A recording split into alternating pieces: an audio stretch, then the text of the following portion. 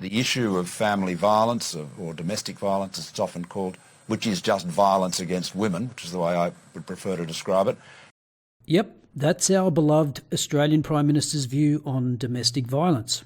So it's not surprising that of the announced $100 million committed to combating domestic violence, only $2 million went to men.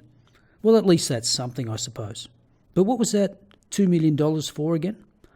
Well, it was a hotline for male perpetrators to call if they felt they might reoffend. You know, so they could be talked down and reasoned out of their toxic masculine behaviour. Interestingly, the New South Wales Police Force didn't get the memo. Back in February 2015, they were already running the following ad campaign, which, amongst other things, noted: last year, 1 in 5 domestic violence assaults that New South Wales Police responded to involving intimate partners were for male victims. The New South Wales Police Force has zero tolerance for domestic violence. You make the call, we'll make it stop. But of course, those feminist purveyors of equality weren't happy. After all, only women are victims of domestic violence. Men are the violent ones, and their toxic masculinity needs to be addressed. And remember, as our beloved Prime Minister is fond of saying, let me say this to you. Disrespecting women does not always result in violence against women. But all violence against women begins with disrespecting women. We, as leaders, as a government, must make it, and we will make it, a clear national objective of ours to ensure that Australia is more respecting of women. Women must be respected. Disrespecting women is unacceptable. It is unacceptable at every level, at home, at the workplace, wherever. And I'd say that as parents, one of the most important things we must do is ensure that our sons respect their mothers and their sisters, because that is where this begins. And so there you have it. Domestic violence is violence against women, and we need to tackle it at its source, which is parents teaching their inherently toxic sons to respect their mothers and their sisters. Simple. But the Prime Minister brings up an interesting point about respect, particularly as it pertains to young boys. Now, as I've detailed many times in previous videos, exhaustive research was carried out by the Australian government and published in 2001 on the attitudes towards violence of young people ages 12 to 20 years old, both violence in general and towards the opposite sex. And the report showed that when talking about violence in general, males thought it was more acceptable to use violence in a number of scenarios. For example, this question: it's not always wrong to hit someone, sometimes they provoke it. 62% of males either definitely or generally agreed with that statement, whereas only 42% of females agreed. Also, 30% of males agreed with the statement that it may not be right, but threatening to hit someone gets you what you want, whereas 19% of females agreed.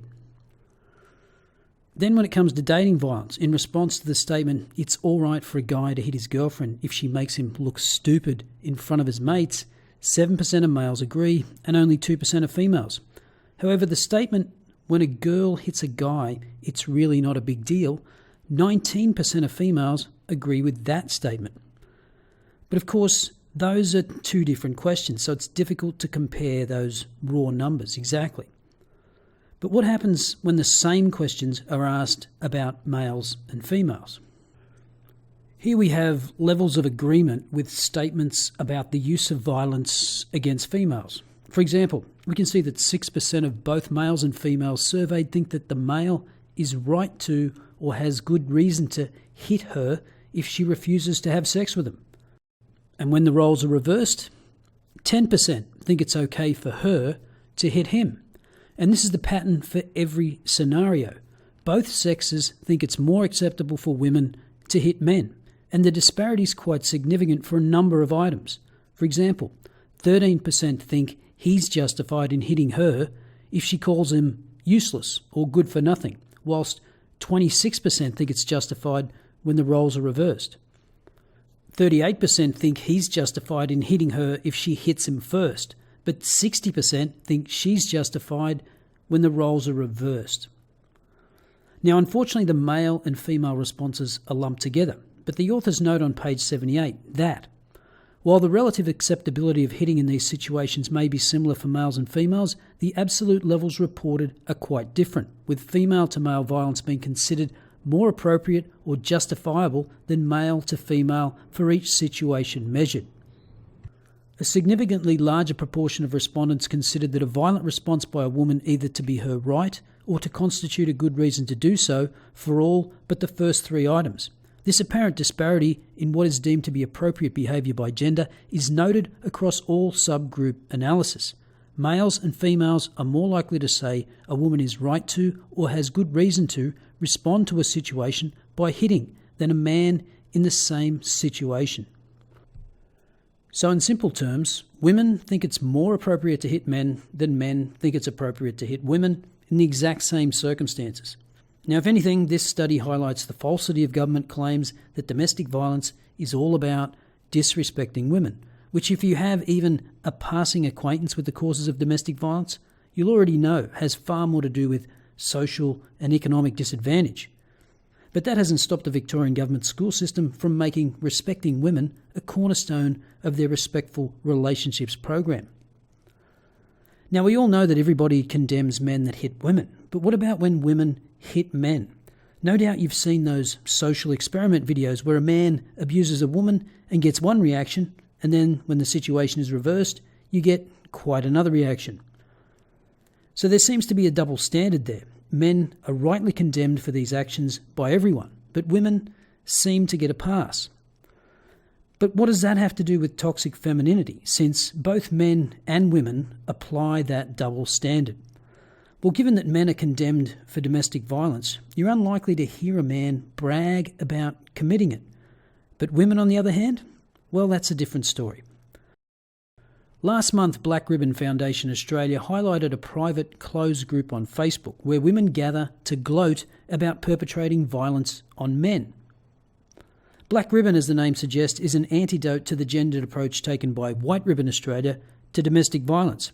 As their page notes, the Black Ribbon Foundation is an Australian-first, all-inclusive domestic violence service that is inclusive of all Australians, regardless of gender. And I recommend you check out their Facebook page, link below. So the name of this group is called Bad Girls Advice, and here's a selection of their favourite stories. In a mad-ass rage at my partner. Just want to punch him in the cock and stab him in the leg with a fork. Bad bitches. I want to know, what is the craziest thing you've done in a fit of rage? Please spare me the "if you're not happy, leave" speech. It's just a fucking fight. And go. So obviously she's just crowdsourcing some ideas for a night's entertainment. Very resourceful. Let's check out some of the replies. Hit him with a car. I wasn't driving, just directing. Stabbed him in the thigh. Different ex. Threw his amp and speakers at him. Cut his face out of all photos and sent him a bag with just his heads. Threw my engagement ring at his precious car and put a chip in the windscreen. Found his smokes and snapped them all.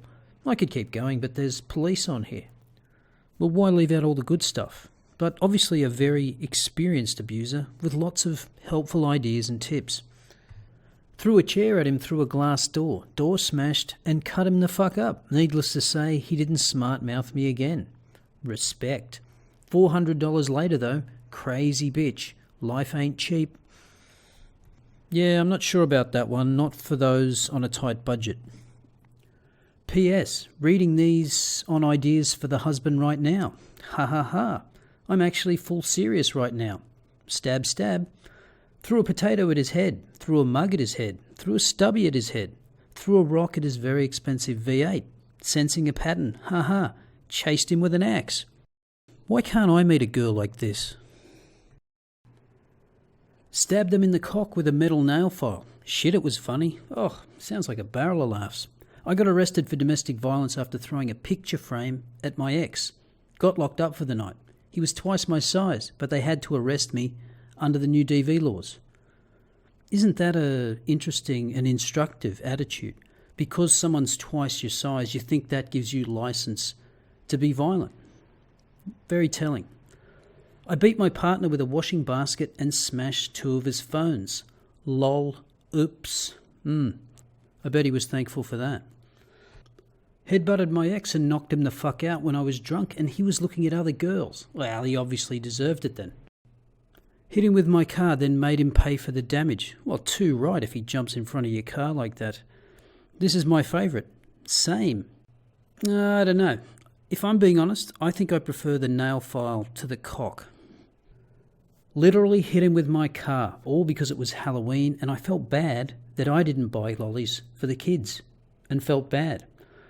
Now, just for future reference, that second felt bad is redundant in that sentence. But look, that's completely understandable. You fucked up, made a mistake, and instead of taking responsibility for that, you took it out on somebody else. That's a sign of maturity. Well done.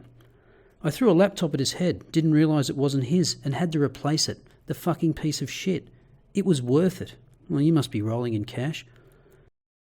Stabbed with a fork, reversed over him in a car, threw him out of the car, punched him in the nose, threw bowls, remotes, or whatever, at his head. See, this is a perfect example of why women are considered better at multitasking. I'm legit laughing. You bitches are off tap. I love this page. Punched him in the side of the head. Felt so bad later. Lol. Whoops. Yeah, you sound like you feel terrible about it. So fellas, if you play your cards right, that's the type of relationship you can aspire to, but only if you're completely devoid of self-esteem and rational judgment. So what do you think? Do men brag about their domestic violence achievements, or is this a case of toxic femininity? Let me know your thoughts in the comments. And don't forget to smash that like button and do all that other good stuff. See you next time.